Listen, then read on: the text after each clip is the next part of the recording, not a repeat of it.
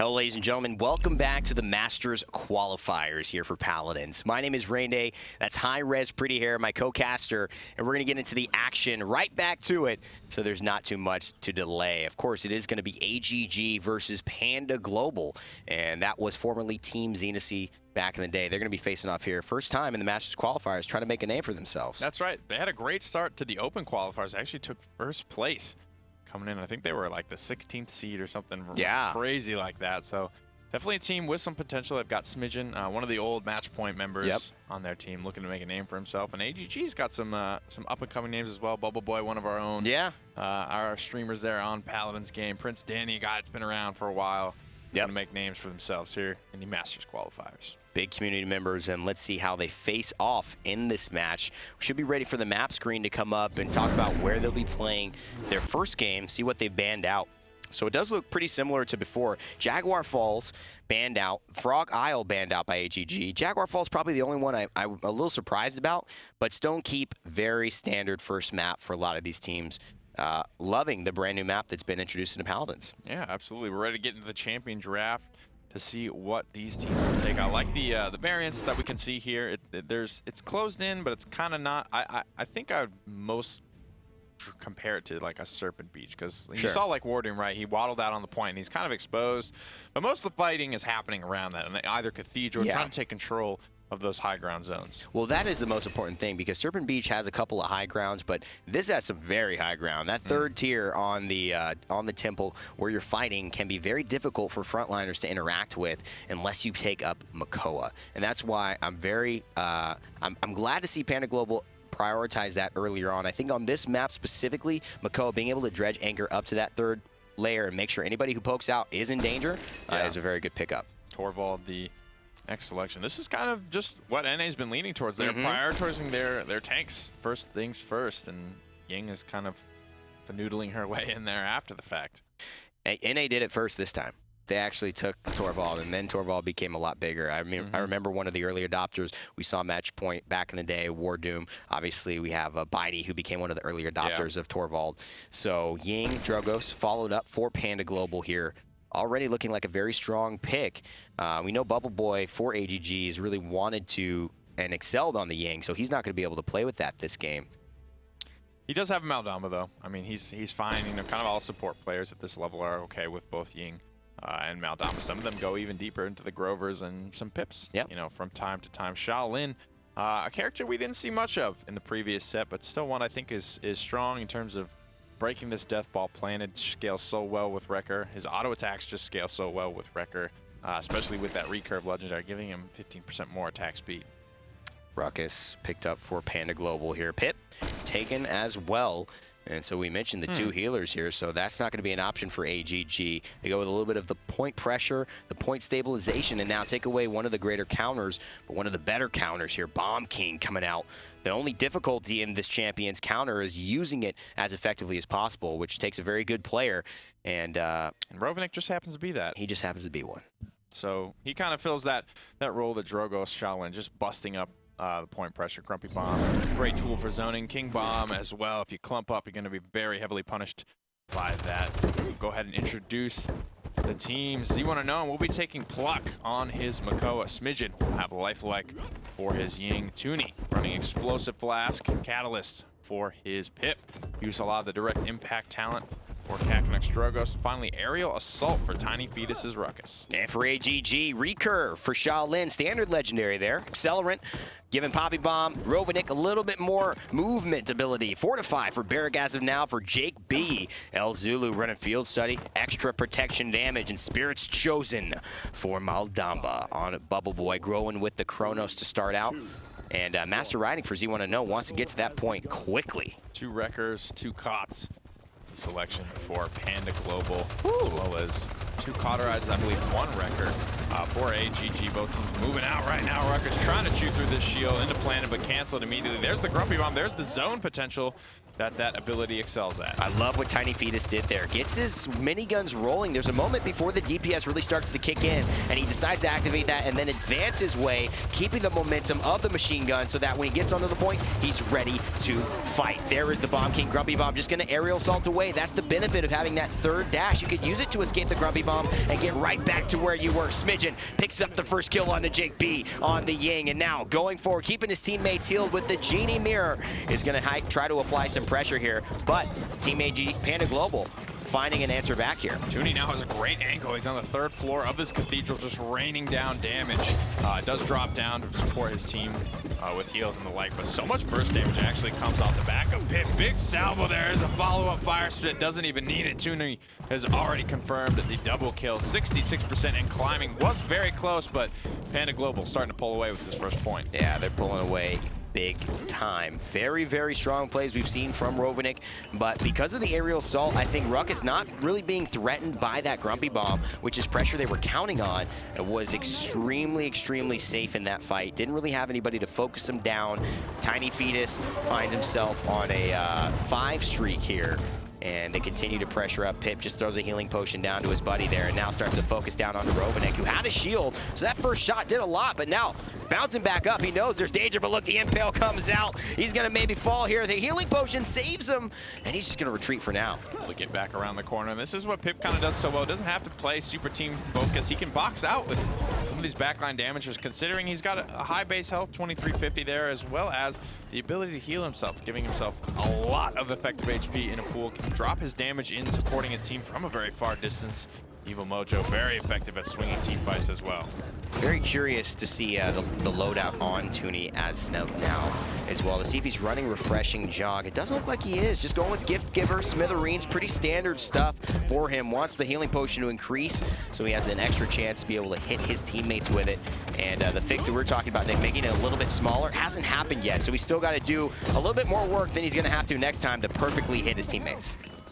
Not when he's just healing himself, though. Just keeps popping that healing potion down at his feet. Here comes the King Bomb, looking to punish that clumping.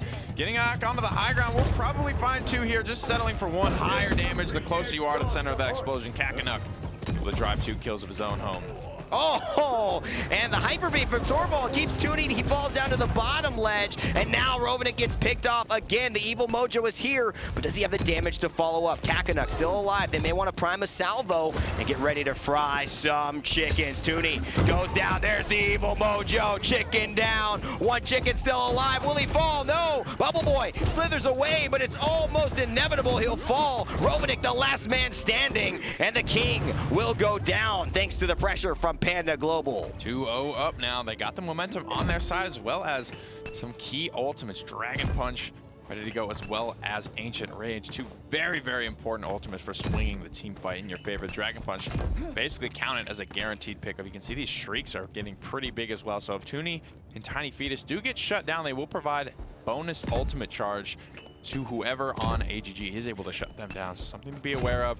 Something to keep in mind as they go into this next fight. Some resiliences, though, are being picked up just for the tanks, though, on AGG. That's going to get them out of that Evil Mojo just a little bit quicker.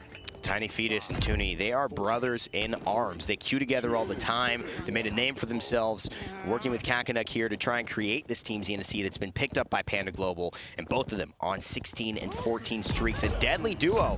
And with Pip and Ruckus, that's a lot of damage coming out. A little bit of self-sustain, too. Tooney, they end the streak right away. PrinceDannyTY finally has an answer. He wants to get himself on the score sheet, and he's done well. tinyFetus, could he fall? He's got the DPS running through, but doesn't spot Rovaniik in behind him. Cacanuck finishes off the King in stride, but PrinceDannyTY has just been too strong this point fight, and finally AGG have the control that they've been looking for. So 15% in the way of chip damage for Panda Global, but AGG in total control as they move north of 50, but still hanging on to that Dragon Punch. Ancient Rage was burned. Notable ultimate down for Panda Global. Here's the priming of the Dragon Punch. He's looking for someone, looking for anyone here. Gonna find the barrack on the point, just thrust back to safety. Free pickup for AGG. 93% on the objective, but it's time for Panda Global to make a try back if they can. Cacanuck in the back line tries to find 1 rocket, uses a salvo instead. He says, I'll get the job done with 6. Fire spit, looking to jump up. Up in the air goes Rovaniik. Down comes the King. The bomb, can it do it? He needs to get the healing out of the fight, and he does. Smidgen goes down to the Bomb King, and now Panda Global are on the back foot here with Rovaniik just swinging wildly. Who will come out alive? Tooney with a great healing potion to keep himself relevant in the fight and stay alive. Cacanuck 10 streak. This has been the problem for AGG, and he continues to zone them off here. Fire Spit available now. Will it be fired though? 99%. Any sort of window for AGG will result in them capturing this, but big Fire Spit over the top of the barricade. He's just got a perfect angle for this damage to come through. Or ElZulu goes down on the Torvald and coming away with it once again. Panda Global up 3-0. PrinceDannyTY and Rovaniik combined to get a couple of kills now. Tooney goes down twice in that fight. tinyFetus, though, not able to fall as often. And despite losing his 14 streak, finds himself on a 6 streak again. And now Z1 Unknown, one of the players we know is most known for Androxus and his Eevee play lately, finds himself on Makoa and doing quite well. The Shell Shield here may not save him, but the pressure from tinyFetus is beautiful. Great communication by Panda Global here. Barely able to get himself. Those are the kills you need to drive home, right? Now all the momentum is still on Panda Global side. Z1 Unknown with a very risky overextension there, but it does pay off as he gets out alive. Cacanuck takes down ElZulu before the Grumpy Bomb even goes off. This Poppy Bomb as well. Rovaniik's gonna have to walk himself back to safety. And now Tooney taking a great flank. He just forces PrinceDannyTY off the high ground. That's exactly what you want. They have a lot of ways to deal with the Shaolin when he gets close, but if he's able to stay at range, he's so effective. Right from the skies comes the chickens again. They want to get it. Great play by Tooney. Just realizes we got one kill. That's all we need. I'm not going to go for it. I'm going to stay alive instead. And that was an ultimate purely just to save Z1 Unknown's life, and they do come away with that kill as a bonus. Z1 Unknown's being so aggressive. Finally goes down in the backline. Rovaniik looking for Tooney. Not going to find it. Barrett goes down as well. All the momentum is on Panda Global side. King Bomb just for desperation will stun out the Ruckus, but unable to confirm that kill. And Panda Global come away with the 4-0. Game number 1. Well, it's been a consistent theme. We've seen 4-0s in the Master Qualifiers quite a lot this weekend, and no different here. Panda Global sweep aside Team AGG in the first game on Stone Keep. AGG now looking to respond. Taking a look at the scoreboard screen for that game, the stats do not lie. Everything really just went in favor of Panda Global that one. I mean, you look at Smidgen on the healing doesn't hurt, but clearly that's not what is dictating the team's draft anymore here in North America. They are prioritizing their frontliners as well as their key damage dealers. So you look at the team comp here, you got the double support, double frontliner, as well as a Drogos picking up that one important damage dealer you feel can just carry the team fight through. And, you know, you look at the damage numbers on tinyFetus, I mean, it's creeping up. Tooney actually surpassing the Drogos as well. So they're finding creative ways to be able to drive this team fight home with these safe comps. Double frontliner, double support gives you so much margin for error. You saw how many times Z1 Unknown was able to escape just due to his HP pool, just due to the amount of healing he has to come back to in his team composition. He was getting away with stuff that he probably shouldn't have been able to get away with. Let's take a look at the maps heading into game number 2. Stone Keep was a victory for Panda Global. Serpent Beach, will it be the same? AGG, hope not. They want to push this to a game 3. Moving into the champion draft, Nick, one of the things that I have noticed recently in this meta is that flankers have been undervalued, and maybe it's not undervalued, maybe they're just not as good right now, but at least in terms of the impressions, people don't find flankers are the answer there. One thing PrinceDannyTY could have maybe brought out was the Androxus, which might have been a better way to deal with the Drogos and apply a little bit more pressure, keep him on his toes who wasn't free firing. It makes it tough, especially when they have double frontliner, double support. They're going for that early game win, and later in the game, later stages of the game, Androxus will come out on top of that when he has Cauterized 3, when a lot of that mitigation is just not going to make a difference. But that's just not the case right now. The meta is trying to find these wins quickly. As much momentum, as many 4-0s as we can get. Panda Global taking the Makoa and the Barrack this time around. PrinceDannyTY locks in the Shaolin yet again. So still no flankers coming out.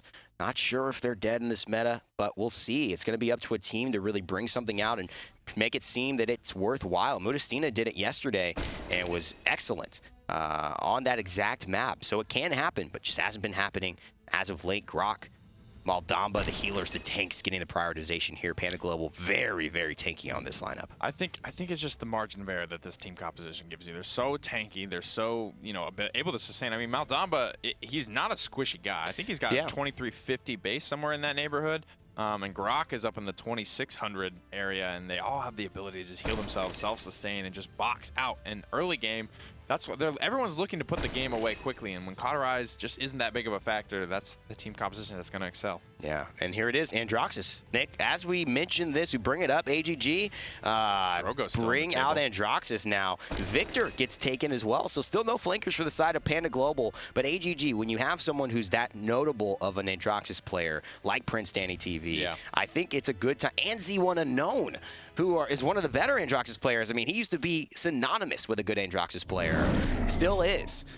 He's just one of those champions I think you got to bring out, much like I was discussing the Stolzy Barrack issue last game. And here it is. PrinceDannyTY will find himself on the accursed man. Androxus still hasn't chosen his legendary aerial assault for Ruckus. Darkstalker, not a surprise for Netherstep, no longer set cooldown. They're linked charges now. Recurve for Shaolin, Field Study for Torvald, and Lifelike for Ying. Smidgen has gone for the Spirit's Chosen Throughput legendary for the Maldamba Maelstrom for Tooney's Grok.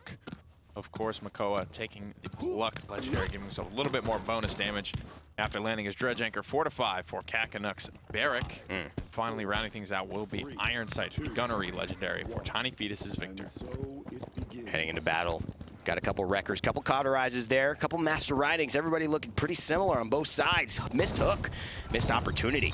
Barrack stays low and tries to get himself basically just shielded up and centered on this point fight. Gets those turrets up as soon as possible, which is so important for his DPS and his pressure as a frontliner. First blood already to tinyFetus here. Panda Global starting things off the way they want. Rovaniik on the Ruckus, a bit of a tankier subject than the Bomb King before, and he stays alive a little bit longer, but will the end result be the same? PrinceDannyTY slays tinyFetus now. He's on a 1 streak. He needs to find some more kills if AGG are gonna have a chance. So AGG they get it done. PrinceDanny gets the targets that he wants, but meanwhile this whole time, Cacanuck's Barrack is just sitting on the point. 84% already for Panda Global. AGG have to make a move and probably take an unfavorable fight. No cooldowns except the protection for Torvald right now. ElZulu has to stand in the gourd as well because he needs to make sure that no one on the side of Panda Global gets in it. The silence, the Runic Blast will keep him alive for now. Headshots by PrinceDanny. 3 streak for him, and this could be big. Takes another one down. PrinceDanny finds 2, and this is the snowball Androxus needs. Oh, midair stun by tinyFetus, it looks like. Oh, Smidgen, excuse me. Great plays by him, but he is still fresh meat for PrinceDanny, who is now given AGG the control over this objective. Androxus comes in, shakes up the meta, shakes up the series, and puts AGG on the board for the first time. I mean, whether you consider it in the meta or not, players are just different animals when they're on their comfort picks, and this is definitely Danny's home. The Androxus on a 4 streak right now. Found some beautiful angles into the back line of Panda Global, able to give them just enough pressure to come out on top. There's the early accursed arm. Will run into the barricade, but finds a nice angle over the top of that barricade to slay Cacanuck. Just splitting hairs there. Finds the angle behind the shield. Gets pulled, Rovaniik, but he goes into the offensive right after that. Z1 Unknown. He's trying to get his team into some rhythm here. tinyFetus in the back line trying to make sure that that rhythm is stopped. Because, of course, he has the grenades and he has the damage. JAKEB falls to him as well, and Victor stays on the move. PrinceDannyTY with a nice reversal. He's going to get healed up by Torvald, and you can't forget how valuable those protections are for Androxus to really be relevant in this damage category. Danny needs to find an angle. There's a nice hyper beam at it. ElZulu actually finds 2. PrinceDanny finds Cacanuck yet again in the angle. The window looks like it's been creative here for AGG to find the conversion in the first round. Not a highlight reel at the end for PrinceDanny, but who cares? He and his team find themselves in the lead, in the driver's seat finally. And I think there's just so much that we haven't talked about here with these flankers, Nick. You know, going into the items, but again, going into just the breakdown. PrinceDannyTY, with that extra damage boost to Field Study, with those protection bubbles, this is meant to make a flanker succeed. Absolutely. It makes him terrifying, as if he wasn't enough so already. Sitting on 988 credits, has yet to go to his item selection, and that Torvald, I think the prioritization is not for, you know, what he does, but what he brings to the rest of the team composition. It gives the rest of the team, maybe those riskier picks, those Androxus, those squishier characters, it gives them that margin for error in a team fight. Which is why I'm so surprised we're not seeing more and more of them, especially with players who excel at them without the protection, without the 2,000 extra shielding and the 40% damage here. PrinceDannyTY in the back line, and this flanker just applying so much pressure to everyone on the side of Panda Global, and he's up in the skies. No one can touch him right here. It's only Makoa, but he's been pressured out. T1 Unknown has no way to stay alive, and look at this. tinyFetus could fall. PrinceDannyTY just creating so many angles for them to look at, but Ultimate's getting baited out, and still, the pressure has been for Panda on this objective. Grok goes down. That's huge. He needs to stay alive. He's got to win this fight versus tinyFetus. Two are over here now. They know Danny's the issue. I mean, so much. He's commanding so much attention. Nice job rooting him in place there. tinyFetus will go down, and Danny finding the angles to get it done on this Androxus. Very difficult little Barrack nest to break, but Barrack just gives it up and tries to fight outside of the nest. Cacanuck, you were probably better off standing and fighting there, but Danny on this Androxus. He's turning heads. They're just looking for him. Where is Androxus? Because if I take my eye off for a second, especially tinyFetus, he's going to be in trouble. Smidgen doesn't know how to deal with them as well. 3-4 shots as well. 1,100. Oh my God. Grok going down in an instant. Can't get in that fight. Forces the totem. And now from behind, the flaker comes in.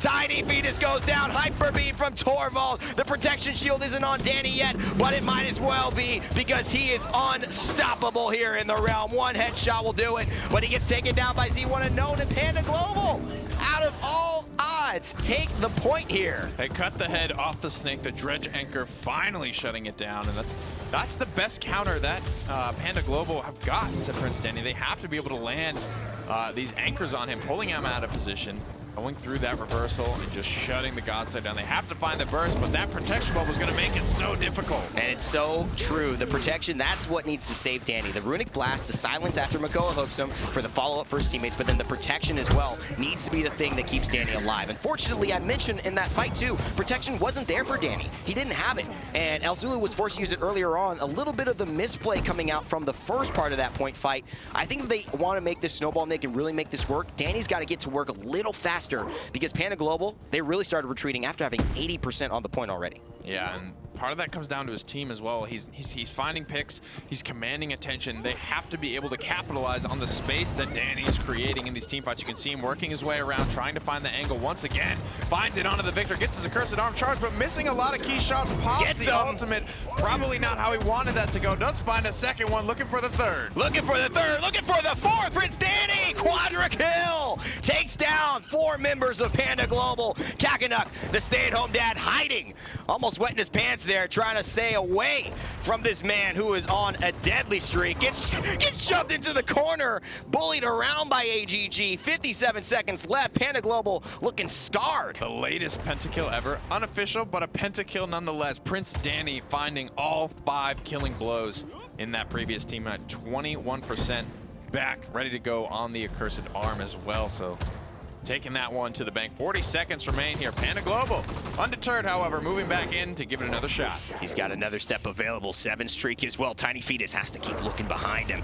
They hear the dashes. They know he's coming for him. The man with the plan. Androxus headshot gets the kill. Tooney looking to fall down as well to the pressure from Rovaniik. Danny's got to stay alive here, but the hook surely will end it. Reversal? Could he get out? No. Headshot. We'll make sure that he gets a little bit of damage off, but the push continues. 14 seconds left, though, and they've done a great job of stalling this. They could go up 3-1 here and be ready to close the game out next set. Ooh, but the Hyper Beam is going to launch the bear just barely off the edge of the map. ElZulu finding yet another clutch Hyper Beam, giving his team the man advantage. Overtime will be started. ElZulu finds another kill. This Torvald is taking this team fight into his own hands. And who can you deal with? You're going to look at Rovaniik, who's just free-firing you with some of the highest DPS in Paladins and some of the tankiness in Paladins that he provides, or what are you going to do? Look at Danny, who is on a massive, massive streak here in this game. He is just out-fragging everyone that he steps up to. In fact, invest into the master riding, Nick.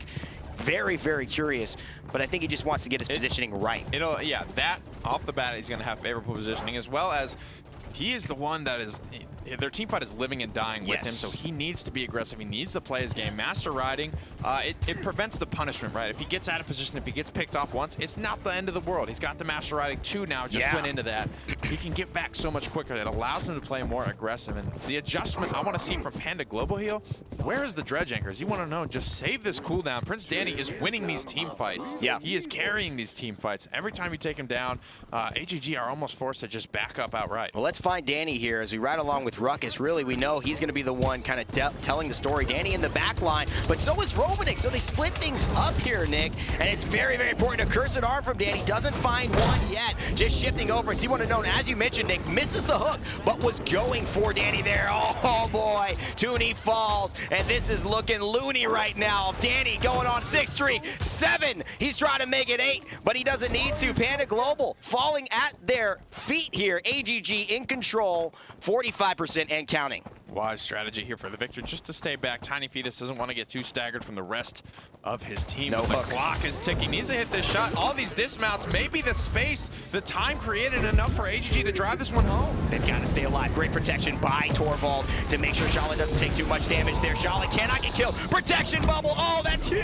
JAKEB takes down tinyFetus. Makoa Ancient Rage, but Prince Danny should be back in the fight by now, thanks to his Master riding too. Tooney is here, and so is Smidgen.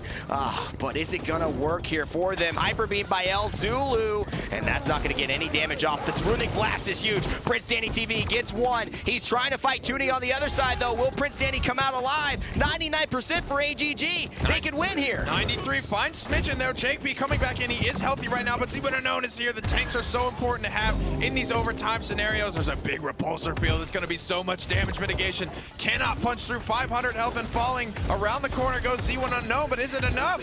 Fire just to finish off the Makoa. Rovaniik with a smidgen of health takes down Smidgen's tank, and it looks like AGG here are on the offensive. They could win it all. They could take the game and tie things up against Panda Global. What a great team play, and what a great solo performance by none other than PrinceDannyTY on the Androxus. Rovaniik there, that was a ballsy hexafire. That is like, it sure was, man. This game is going one of 2 ways. Let's find out. That's absolutely right, man. He just gave it to God right there. He's just like, you know what? Let Jesus take the wheel. Take the wheel right here. And all 6 of these guns lighted. What an incredible play. I mean, that game was so hyped from the start to the finish, and that's what's so exciting about these two teams who have everything to fight for. And this set means so much. These wins and losses mean so much to them. Being able to get into the 2nd place or even the 1st place here, because NA is really up in the air, means LAN. And a lot of these players haven't even been to LAN, been trying to climb to LAN. I know Bubble Boy, DannyTY, Rovaniik, ElZulu, JAKEB, these guys are trying to get there, and this is their first step. Beautiful, beautiful game there. 78,000 damage, 79,000 for JAKEB. And finding a lot of flank kills, I guess. You know, those deep kills in the backline is where Prince Danny, that's where the credit bonus comes from for the flankers. That's how you find yourself on top of the net worth. 2,400 credits there. Beautiful stuff. 5 solo kills. Those are where the big money is at. That's going to be game number 2. We're all tied up 1-1 here. Head on over to the map screen to see where game number 3 will be played here. This series going the distance. Comes down to Frozen Guard. So they will be taking their skills to Frozen Guard to find an answer to this set. And for me, AGG, you figured out your solution. You figured out your win condition. It's get PrinceDannyTY playing at the high level of skill that he can be. You know, champions are meant to do different things. Flankers are intended to succeed in Paladins. You know, whatever the meta dictates is being dictated not only by the conditions of the scene, but the conditions of the players. And you can change that as much as you accept it. And Prince Danny comes in, says, we didn't have success going with this all tanky route. Couldn't do my thing. Now grabs the Androxus. I don't think Panda Global will go for it. Yeah, in or out of the meta, it's just a comfort thing, right? Panda Global taking that away, they need to be just as, if not more comfortable on it to take it away, because if you're not going to do anything with it, it's not going to hurt AGG that bad. Prince Danny can play other things well. Yeah. It's just a matter of you got to get yourself where you're comfortable. Ying Ruckus, the selection. Panda Global still electing to prioritize that Makoa. I would have liked to see the Dredge Anchor a little bit more pressure on Prince Danny. Yeah, that's true. Panda Global now, really, I think, with C1unknown, have a tall task of execution. I think that they win that fight a lot of times if they're just able to consistently hook Danny, and they weren't. I mean, we saw it maybe once twice in those clutch team fights. In a lot of situations, the hook came through after the damage was already done. Yeah, exactly. And so it's just almost a day late and $1 short on to Prince Danny. We'll see if they go for the Androxus here. We've seen teams kind of grab the secondary tank or kind of that flex damage and then grab Maldamba or Ying, grab that healer, knowing that they're going to have to take one already. But instead, they decide they have a healer. They don't need to do that. We'll grab another tank and a damage champion, and we'll flex if we bring out a flanker or not. Torvald going pretty late in the draft right now, and AGG, they've been making good use of it. Panda Global giving that one up. I was actually going to bring this up. I was like, I wonder if we're going to see Bubble Boy's Kinessa, if he's even going to be I don't know if he'll be able to play it. He is a good Kinessa. Well, I mean, not his skill, but like in the squad. I don't. Right. You think they'll give it to him? It's a matter of like, if it's going to be a net loss when whoever they park on Maldamba. And there's a Maeve coming through as well. Okay. They need that. It's a good draft. So Maeve. Okay. This is the opposite of what we saw yesterday on Frozen Guard. We saw the Kinessa come out as part of the final picks. So when the enemy team was forced to pick up a healer, but now AGG leave them space in the draft for that last pick blanker. They have to shut down this Kinessa. We'll see who's going to be on. Then it will be Z1 Unknown running Eagle Eye for the time being. 50% headshot damage for the sniper. Gunnery Iron Sights for Tooney's Victor. Spirits chosen for Smidgen's Maldamba. Cacanuck on Architectonics for Cacanuck's Bear. Pluck for tinyFetus' Makoa. And PrinceDannyTY, he'll be running the Maeve there. Of course, you see he's running Rogue's Gambit, resets the cooldowns on Pounce when he gets an elimination. Combustible for Bubble Boy, who, yeah, he's not playing the Kinessa, but he's playing a damage champion right now. Rovaniik taking the seat of healer, trying to drive things from the back end of the ship. Aerial assault with Ruckus on Jake B and Field Study for Torvald. This is dangerous. I don't know. Z1 Unknown's going to have a lot of natural predators in this game. Triple Cauterize, 1 Wrecker, 1 Master Riding, 2 Cauterize, 1 Wrecker. For Panda Global. Keeping this Kinessa safe is going to be the key to a lot of their success. They do have the Victor, however, and right to the back. Finds the reset, finds the kills. He would have known. Shut down. 3 kills for nothing already for AGG. I'm worried about this for Panda Global right now. You know, they lost this momentum that they had with the 4-0. AGG pummel and grab it back, getting Prince Danny feeling comfortable. Prince Danny, he said, I'm going to be the best player in Paladins you just watched. He came on streams almost a year ago, it feels like, and started boasting.